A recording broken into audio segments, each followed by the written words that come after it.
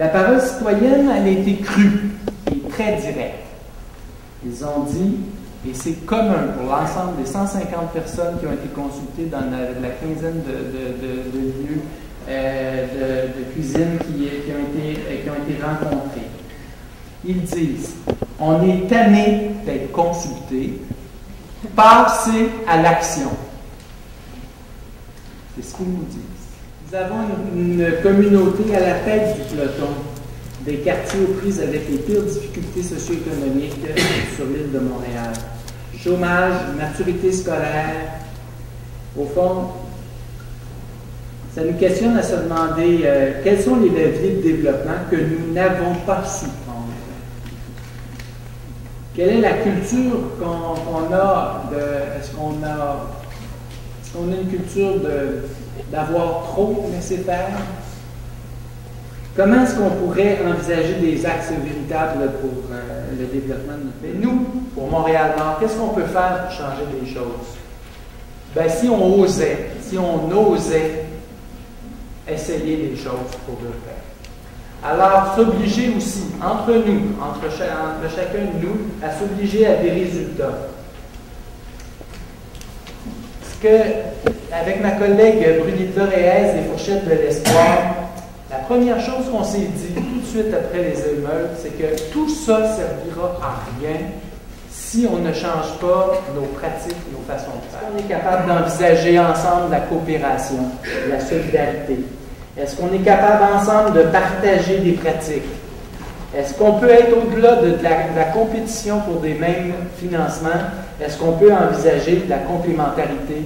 Et puis aussi, de définir ensemble nos conditions de collaboration, la question du financement des organismes communautaires, je dirais le sous-financement des organismes communautaires sur notre territoire, et puis pour définir une volonté de travailler ensemble. Quand on se fait dire non pour des choses toutes simples, là, comme non, c'est pas possible, non, ça se peut pas, non, on ne peut pas faire ça, non, on ne peut pas réaliser des choses dans notre maison culturelle et communautaire.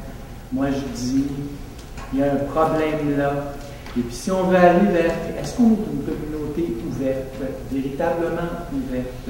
Est-ce qu'on est capable de faire preuve de souplesse et puis d'ouverture, et puis d'envisager des projets qui sont innovateurs, qui sont différents des autres, qui ne sont pas dans les cadres, qui ne sont pas dans les normes? Est-ce qu'on est capable de pouvoir les envisager positivement?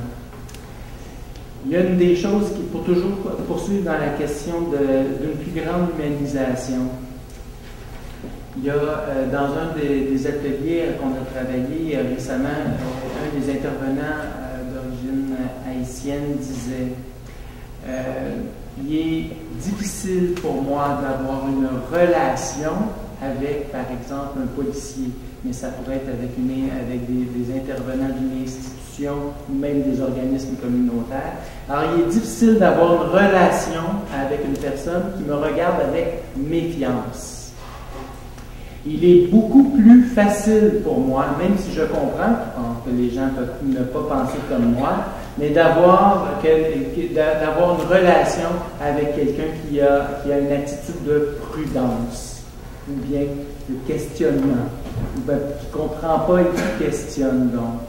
Et puis pour moi, c'est là-dedans qu'on peut pouvoir aussi envisager des solutions pour dépasser une attitude de méfiance et passer vers quelque chose de grand qui pourrait faire preuve de davantage d'ouverture, qui serait une attitude de prudence, même, puis moi je pense qu'on doit aller vers de l'ouverture. On est dans une société qui est dans une no-attitude.